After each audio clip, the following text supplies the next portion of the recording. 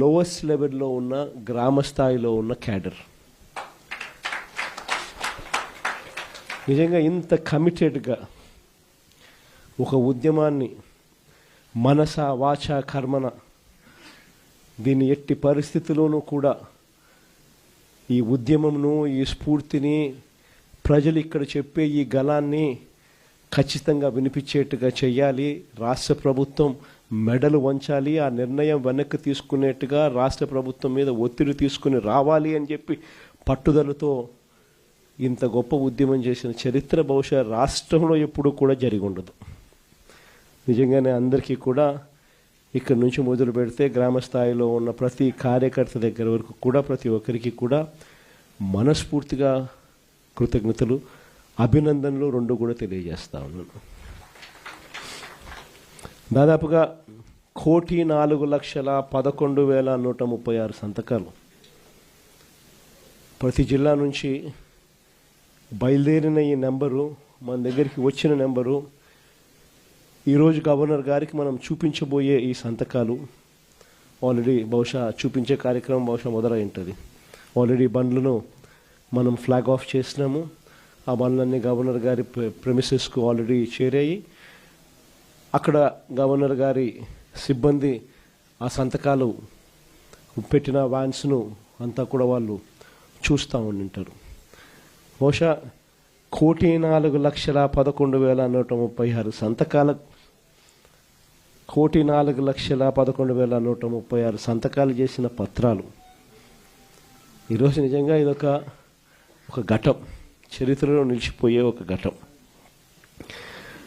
ఈరోజు నిజంగా చంద్రబాబు నాయుడు గారు తన ఈ మధ్యకాలంలోనే మొన్ననే కలెక్టర్ల సదస్సు జరుగుతూ ఉన్నప్పుడు తన నోట్లో నుంచి వచ్చిన కొన్ని మాటలు ఆశ్చర్యం కలిగించాయి. ప్రజల్లో గ్రాఫ్ చాలా పడిపోతూ ఉంది, దానికి కారణం కలెక్టర్ల పనితీరు సరిగ్గా లేదు అని చెప్పే పరిస్థితిలో చెప్తా ఉన్నాడు.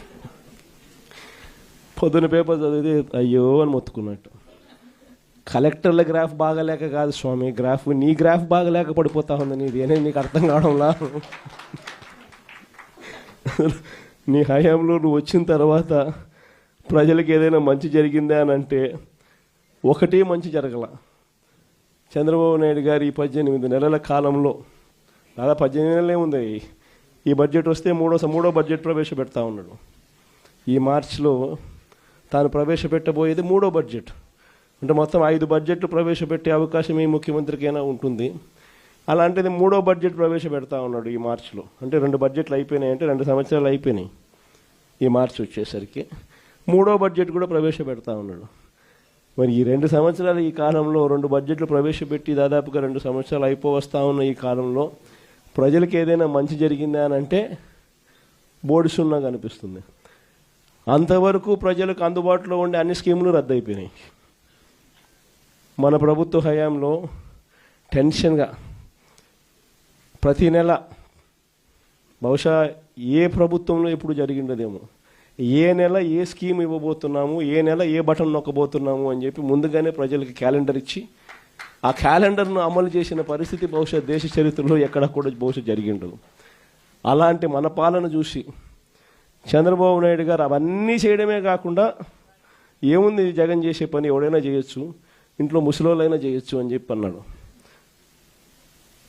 అవన్నీ చేయడమే కాకుండా నేను సూపర్ 6, సూపర్ 7 కూడా హామీలు అమలు చేస్తానని చెప్పిన వ్యక్తి ఈ 22 ఏళ్ళు కావస్తా ఉన్న ఈ సమయంలో చంద్రబాబు నాయుడు గారి హయాంలో జరిగింది ఏమిటి అని అంటే, అన్ని పథకాలు, గతంలో జరిగే అన్ని పథకాలు రద్దు కావడం, సూపర్ 6, సూపర్ 7 మోసాలుగా మిగిలిపోవడం, పైగా వ్యవస్థలన్నీ పూర్తిగా నీరు గారిపోవడం, నిర్వీర్యమైపోవడం. ఈ 3 చూసాం మనం. అందుకే చంద్రబాబు నాయుడు గ్రాఫ్ ఈరోజు ఎంత లేపినా కూడా గ్రాఫ్ లేయడంలా పైకి.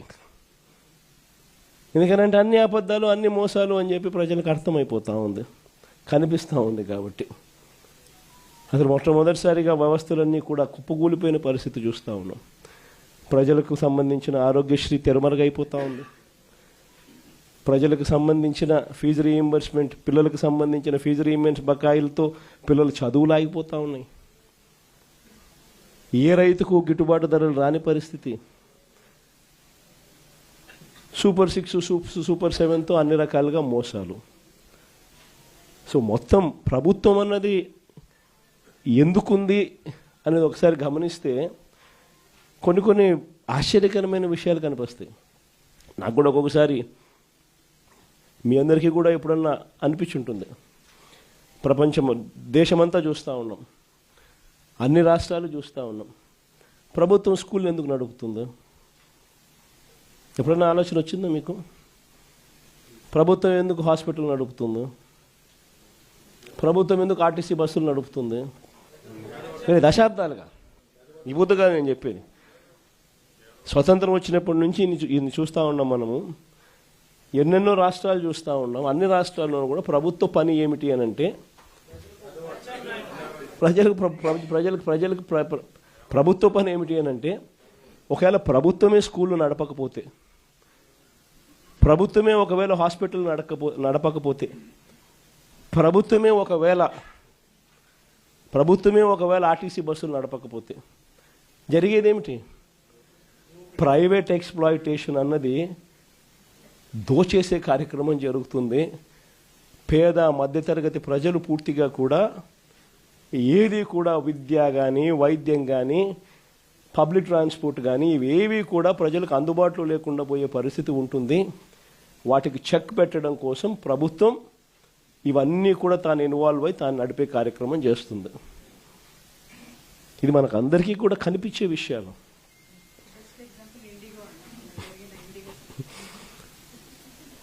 ఒకవైపున అన్ని వ్యవస్థలు, ఒకవైపున ఇక్కడ ఈరోజు చూస్తే అన్ని కుప్పకూలిపోయిన పరిస్థితులే. గవర్నమెంట్ స్కూల్ ఎందుకు నడుపుతా ఉన్నది అని చెప్పి అనుకునే ముఖ్యమంత్రి బహుశా చంద్రబాబు నాయుడు తప్ప ప్రపంచ చరిత్రలో ఎవడు ఉండడు. గవర్నమెంట్ హాస్పిటల్ ఎందుకు నడుపుతుంది అని చెప్పి అనుకునే మనిషి ఒక చంద్రబాబు నాయుడు తప్ప ప్రపంచ చరిత్రలో ఏది ఉండడు. మనం ఉన్నాం కాబట్టి ఆర్టీసీ కనీసం బతికింది. కార్మికులందరినీ గవర్నమెంట్లో విలీనం చేశాం కాబట్టి. మనం విలీనం చేయకపోయింటే చంద్రబాబు నాయుడు గారు కానీ వచ్చిందంటే ఆర్టీసీ కూడా ఈ పాటికి అమ్మేసి ఉంటాడు. మొన్నేదో ఆశ్చర్యకరంగా ఆయన నోట్లో నుంచి విన్న పోలీస్ శాఖను కూడా ప్రైవేటైజ్ చేసే కార్యక్రమం చేస్తున్నాను నేను. అసలు ఏ స్థాయిలోకి వస్తున్నాడు అని అంటే, లా అండ్ ఆర్డర్ అనేది గవర్నమెంట్ ఎందుకు నడుపుతుందంటే దానికి కొన్ని కారణాలు ఉన్నాయి. ప్రైవేట్ ఎక్స్‌ప్లాయిటేషన్ ఉండకూడదు అని. స్కూల్ ఎందుకు నడుపుతుంది గవర్నమెంట్ అంటే కొన్ని కారణాలు ఉన్నాయి. ప్రైవేట్ ఎక్స్‌ప్లాయిటేషన్ ఉండకూడదని. హాస్పిటల్ గవర్నమెంట్ ఎందుకు నడుపుతుందంటే కొన్ని కారణాలు ఉన్నాయి. ప్రైవేట్ ఎక్స్‌ప్లాయిటేషన్ ఉండకూడదు అని. బస్సులు ఎందుకు నడుపుతుందని అంటే దానికి కారణాలు ఉన్నాయి. దానికి కారణాలు ఏమిటి అని అంటే పబ్లిక్ ట్రాన్స్పోర్ట్ విషయంగా పేదలు ఎక్స్‌ప్లాయిట్ కాకూడదు అని చెప్పి. అలాంటిది ఈరోజు అన్ని రకాలుగా ఈ వ్యవస్థ ఒకసారి గమనిస్తే అన్ని వ్యవస్థలు తిరోగమనమే. మరి అన్ని రకాలుగా వ్యవస్థలు తిరోగమనం. ఇంతకుముందు అమలవుతా ఉన్న పథకాలన్నీ రద్దు. నువ్వు చేస్తానని చెప్పినటివన్నీ మోసాలు.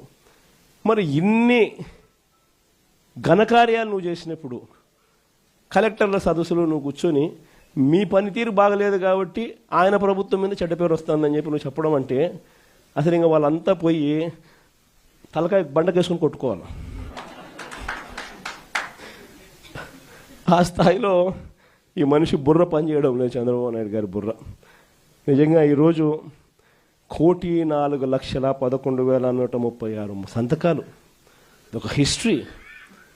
నిజంగా ప్రతి సంతకము కూడా ఎక్కడా కూడా పొరపాటు జరగకూడదని, ప్రతి సంతకము సిన్సియారిటీతో ఈ నిర్ణయం వ్యతిరేకిస్తూ అక్టోబర్ 7వ తారీఖున ఉద్యమానికి మనం కార్యాచరణ చేశాం.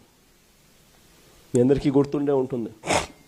అక్టోబర్ 7వ తారీఖున మొట్టమొదటి బీజం పడింది. అక్టోబర్ 9వ తారీఖున నర్సీపట్నం మెడికల్ కాలేజీని నేను సందర్శించిన. అక్టోబర్ 7వ తారీఖున ప్రజలకు ఉద్యమం గురించి, కార్యాచరణ గురించి వివరిస్తూ అక్టోబర్ 9వ తారీఖున నర్సీపట్నం మెడికల్ కాలేజీని నేను సందర్శించిన. దాని తర్వాత అక్టోబర్ 10వ తారీఖు నుంచి డిసెంబర్ 10 దాకా ప్రతి గ్రామంలోనూ, ప్రతి పట్టణంలోనూ, వార్డుల్లోనూ రచ్చబండ కార్యక్రమాన్ని నిర్వహిస్తూ ప్రజలకు ఈ మెడికల్ కాలేజీల విషయంలో, ప్రైవేటీకరణ విషయంలో ప్రజలు నష్టపోతూ ఉన్నది ఏమిటి అని చెప్పి సువివరంగా ఎక్స్ప్లెయిన్ చేస్తూ, ప్రజలను ఈ సంతకాల సేకరణలో భాగస్వాములను చేస్తూ, ప్రజలు ఏ రకంగా చంద్రబాబు నాయుడు తీసుకుంటా ఉన్న ఈ నిర్ణయాల వల్ల నష్టపోతారు, ప్రజలు ఎలా నష్టపోతారు అని చెప్పి సువివరంగా ప్రజలకు ఎక్స్ప్లెయిన్ చేస్తూ జరిగిన కార్యక్రమం ఇది. నిజంగా ఒక ప్రైవేట్ మెడికల్ కాలేజ్ జిల్లా కేంద్రంలో ఒక గవర్నమెంట్ మెడికల్ కాలేజ్ ఒక జిల్లా కేంద్రంలో వస్తే అక్కడ ఉట్టి మెడికల్ కాలేజీలో ఉన్న సీట్లే కాదు, ఆ సీట్ల వల్ల లోకల్గా మన పిల్లలు గవర్నమెంట్ డాక్టర్లుగా అక్కడే కనిపిస్తారు అనేది ఒక ఆస్పెక్ట్ అయితే, ప్రైవేట్ కన్నా తక్కువ ధరకే మన పిల్లలు చదివి బయటకు వచ్చే పరిస్థితి ఉంటుంది అన్నది ఒక ఆస్పెక్ట్ అయితే, అన్నిటికన్నా ఇంకా పెద్ద ఆస్పెక్ట్ ఏమిటి అని అంటే, ఈ మెడికల్ కాలేజీల వల్ల, వీటితో పాటు వచ్చే టీచింగ్ హాస్పిటల్ వల్ల, ఆ ప్రతి మెడికల్ కాలేజీ వల్ల, ఆ టీచింగ్ హాస్పిటల్ వల్ల ఏకంగా మల్టీ స్పెషాలిటీ, సూపర్ స్పెషాలిటీ సేవలు ప్రజలకు ఉచితంగా హాస్పిటల్లో అందుబాటులోకి రావడం. అంటే మా కడప అయితే ఫర్ ఇన్స్టెన్స్ ఒక ఎగ్జాంపుల్, బహుశా ఏది తీసుకున్నా కూడా ఇదే మాదిరిగానే ఉంటుంది. ఒక జిల్లా కేంద్రంగా ఒక మెడికల్ కాలేజ్ తీసుకొచ్చినాం అంటే ఒక 70 కిలోమీటర్లు ఇటు అటుగా మొత్తం జిల్లాలోని అన్ని ప్రాంతాలు కూడా కనెక్ట్ అవుతాయి. అక్కడ ఒక మెడికల్ కాలేజ్ వస్తే, సూపర్ స్పెషాలిటీ హాస్పిటల్ అక్కడనే అవైలబిలిటీలోకి వస్తే, ఆ మల్టీ స్పెషాలిటీ హాస్పిటల్ అందుబాటులోకి తీసుకొని రావడం వల్ల ఆ హాస్పిటల్లో ఉచితంగా పేదలకు ఈ సేవలన్నీ అందుబాటులోకి రావడం వల్ల ప్రైవేట్ ఎక్స్ప్లాయిటేషన్ అనేది పూర్తిగా జీరో అయిపోతుంది. రేపు పొద్దున ఎవడు ప్రైవేట్ హాస్పిటల్కి పోడు, గవర్నమెంట్ హాస్పిటల్లో ఫ్రీగా చేసి పెడతా అంటే నువ్వేదో రీజనబుల్గా ఛార్జ్ చేస్తే నీ దగ్గరకు వస్తారు తప్ప, నువ్వు 2 లక్షలు 4 లక్షలు 5 లక్షలు అంటే ఎవడొస్తాడు? నీ దగ్గరికి పోవడం కన్నా గవర్నమెంట్ హాస్పిటల్లో, మా గవర్నమెంట్ టీచింగ్ హాస్పిటల్లో బ్రహ్మాండంగా ఉన్నారు అసిస్టెంట్ ప్రొఫెసర్లు అందరూ పోస్ట్ గ్రాడ్యుయేట్స్ చదివిన వాళ్ళు, అసిస్టెంట్ ప్రొఫెసర్స్ అందరూ post graduate students, lecturers, medical వృత్తిలో డిగ్రీలు పొందిన వాళ్ళు బ్రహ్మాండంగా ఫ్రీగా ట్రీట్ చేస్తా అంటే నీ దగ్గరికి ఎందుకు వస్తామయ్యా అని చెప్పి ప్రైవేట్ ఎక్స్ప్లాయిటేషన్కు పూర్తిగా చెక్ పడే కార్యక్రమం. ఈ వివరాలన్నీ కూడా సువివరంగా ఈ రచ్చబండ కార్యక్రమాలలో ఎక్స్ప్లెయిన్ చేస్తూ, ప్రజలను భాగస్వాములను చేస్తూ, వాళ్ళ సంతకాలు తీసుకుంటూ, ప్రతి ఒక్కరూ వచ్చి స్వయంగా ప్రతి పేపర్ మీద సంతకం పెట్టి వాళ్ళ టెలిఫోన్ నెంబర్ కూడా రాసి ఏమాత్రం భయపడకుండా ప్రతి ఒక్కరూ కూడా దాదాపుగా 1,04,11,136 మంది పత్రాలు, అందులో వాళ్ళ సంతకాలతో పాటు వాళ్ళ ఫోన్ నెంబర్లతో సహా ధైర్యంగా ఈ నిర్ణయాన్ని మేము వ్యతిరేకిస్తున్నాము, ప్రభుత్వం మెడలు వంచైనా సరే ఈ నిర్ణయం వెనక్కి తీసుకునేట్టుగా ప్రజలు తీసుకుని వచ్చేదానికోసం మేమంతా సన్నద్ధంగా ఉన్నామని చెప్పి ఏకంగా ధైర్యంగా ముందుకు వచ్చి సంతకాలు చేసినారు. ఈ కార్యక్రమం అక్టోబర్ 10 నుంచి డిసెంబర్ 10 వరకు జరిగింది. నవంబర్ 12వ తారీఖున నియోజకవర్గ కేంద్రాలలో ర్యాలీలు నిర్వహించడం. 175 నియోజకవర్గాలలో కూడా నవంబర్ 12వ తారీఖున జరుగుతూ ఉన్న ఈ కార్యక్రమానికి ప్రజల్లో ఇంకా అవేర్నెస్ క్రియేట్ కావడం కోసం అని చెప్పి ప్రతి నియోజకవర్గంలోనూ నవంబర్ 12వ తారీఖున ర్యాలీలు నిర్వహించడం. మళ్ళీ ఈ నెల 10వ తారీఖున, డిసెంబర్ నెల 10వ తారీఖున మళ్ళీ 175 నియోజకవర్గాలలో ర్యాలీలు నిర్వహిస్తూ ఈ బండ్లను జిల్లా కేంద్రాలకు పంపించే కార్యక్రమానికి శ్రీకారం చుట్టాం. మళ్ళీ ఈ నెల 15వ తారీఖున జిల్లా కేంద్రాలలో కూడా ఇదే రకమైన ర్యాలీలు నిర్వహిస్తూ ప్రజల్లో అవగాహన, అవేర్నెస్ క్రియేట్ చేస్తూ ఇక్కడ నుంచి జిల్లా కేంద్రాల నుంచి ఏకంగా ఈ బండ్లు మన దగ్గరికి వచ్చే కార్యక్రమానికి శ్రీకారం చుట్టడం జరిగింది. దాని తర్వాత ఈరోజు మీ అందరి సమక్షంలో మళ్ళీ మనం ఇక్కడ నుంచి బండ్లను గవర్నర్ గారి దగ్గరికి పంపించడం, ఆయనకు చూపించడం కొరకు పంపించడం రెండూ చేస్తున్నాం. గవర్నర్ గారికి ఒక్కసారి పత్రాలన్నీ చూపించిన తర్వాత, ఆయనకు చెప్పిన తర్వాత, చూపించిన తర్వాత ఈ పత్రాలన్నీ కూడా కోర్టు ద్వారాలు కూడా తడతాయి.